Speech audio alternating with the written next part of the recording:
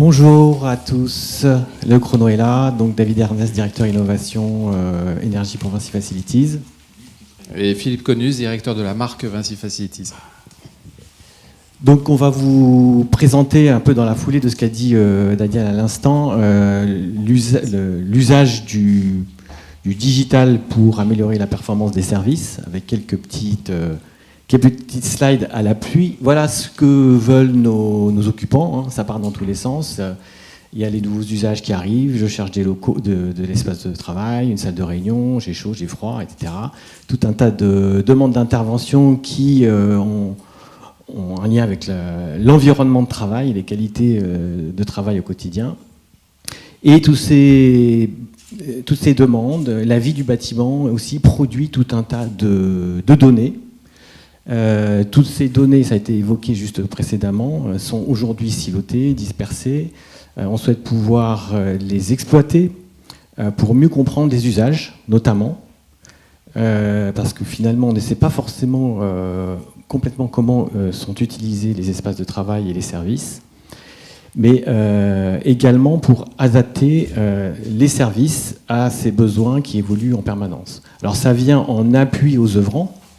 Toutes ces données sont là pour transformer le bâtiment en une plateforme servicielle et qui vient en appui aux œuvrants pour faciliter la prise de décision dans la gestion du bâtiment, que ce soit pour les services à l'utilisateur, mais aussi pour la performance de l'actif immobilier dans le temps. Alors il y a différents types de données qui sont disponibles et aujourd'hui encore assez silotées, mais qui sont des données qui sont nécessaires au bon fonctionnement du bâtiment et à sa bonne exploitation. Notamment les données qui décrivent le bâtiment lui-même, donc ça peut être des plans, mais ça peut être aussi, comment savoir, on en parlait tout à l'heure avec Xavier Baron, des maquettes numériques. Vous avez un certain nombre de données techniques qui décrivent les installations sur lesquelles on travaille.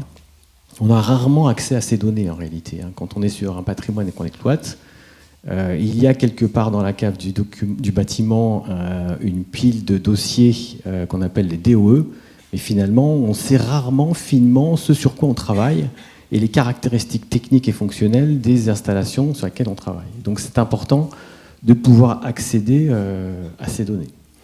Il y a également tout ce qui va être issu de la vie des installations et de la vie des bâtiments. On appelle ça l'asset management technique, mais c'est toutes les interventions qui auront lieu sur les installations en correctif, en préventif, le statut réglementaire de ces installations également, qui permettent d'optimiser en fait le fonctionnement de ces installations dans le temps, et également le renouvellement de ces installations en fonction de leur état de fonctionnement. Et puis un autre type de données très important pour les techniciens et pour les équipes, on appelle ça les données temps réel. C'est les données qui sont produites quand on a des systèmes de GTB, donc par les GTB, mais qui peuvent être remontés aussi par des objets connectés. Et c'est l'ensemble de ces données qui vont faciliter en fait le travail des équipes pour servir le client, passer plus de temps en réalité dans la relation avec le client, la coproduction du service, et moins de temps à aller chercher des données qui sont nécessaires au bon fonctionnement du bâtiment. Alors, vous savez tous aussi qu'aujourd'hui, les bâtiments, les systèmes d'information dans les bâtiments sont silotés en fonction des types d'installations. Tout ça, ça communique et plus ou moins, je dirais, avec des interfaces pour les utilisateurs, des interfaces d'exploitation. Ce qu'on cherche à faire pour rendre ce bâtiment, transformer ce bâtiment en plateforme de service, c'est aller vers un bus de communication qui permet de faire transiter l'ensemble des informations sur un bus commun. Et quand on parle par exemple d'une centrale de traitement d'air dans la GMAO, on sait qu'on parle de la même centrale de traitement d'air dans la GTB. C'est ce bus de communication qui va nous permettre de fluidifier l'information entre les différents systèmes. Et donc de rendre les systèmes interopérables. Alors qu'est-ce que ça veut dire ? Ça signifie simplement faire les quelques choix de principe au moment de la conception ou de la rénovation du bâtiment pour s'ouvrir le champ des possibles durant toute la vie du bâtiment. Autrement dit, c'est choisir des équipements ouverts, des protocoles de communication standardisés, des données sécurisées qui vont nous permettre de répondre à des attentes aussi diverses que l'aménagement d'espace, la gestion de l'énergie, les opérations de maintenance, mais aussi le bien-être, la santé et l'efficacité des collaborateurs. Mais ce n'est pas tout. Au-delà de cette couche d'interopérabilité, il nous faut une couche d'intelligence. C'est ce qu'on commence à appeler dans la profession du bâtiment le BOS, le Building Operating System. C'est un OS du bâtiment, exactement comme sur votre smartphone ou sur votre ordinateur.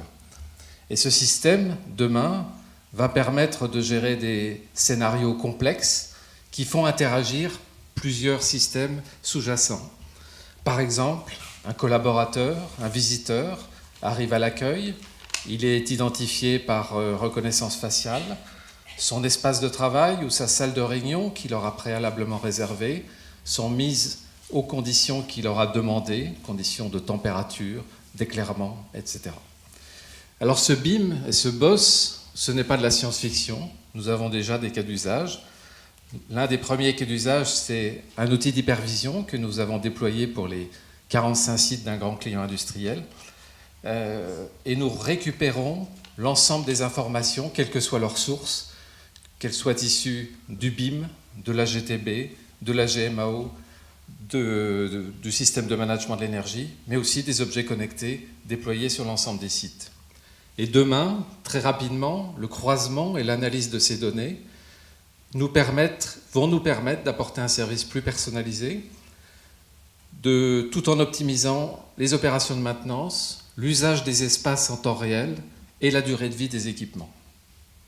Deuxième exemple, l'aménagement d'espace. Grâce au BIM, nous pouvons simuler de nouveaux aménagements d'espace en réalité virtuelle. Donc finalement, si on essaie de se résumer d'un point de vue technique, le Smart Building, c'est une fusée à 3 étages. Premier étage, une couche matérielle regroupant des équipements ouverts qui communiquent entre eux. Deuxième étage, une infrastructure réseau qui permet à tous les systèmes de communiquer entre eux.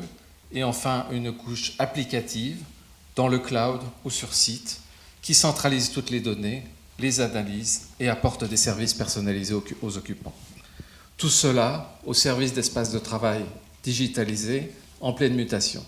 Donc vous le voyez, le bâtiment devient une plateforme de services.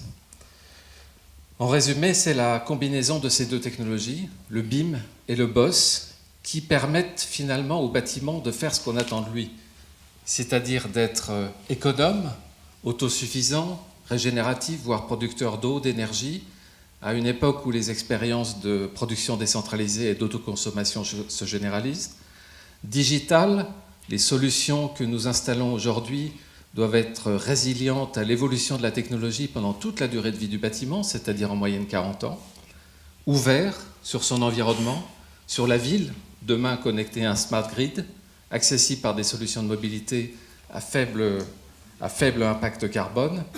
Et puis enfin attractif, parce qu'on l'a dit, le bâtiment est un élément clé de l'attractivité et de la fidélisation des talents, et l'immobilier devient un facteur de compétitivité et non plus un centre de coût. Voilà, donc je pense que c'est avec cette alliance unique entre la maîtrise de la technologie et l'esprit de service que les FMR pourront atteindre la performance d'usage dont on parlait tout à l'heure. Merci. Merci.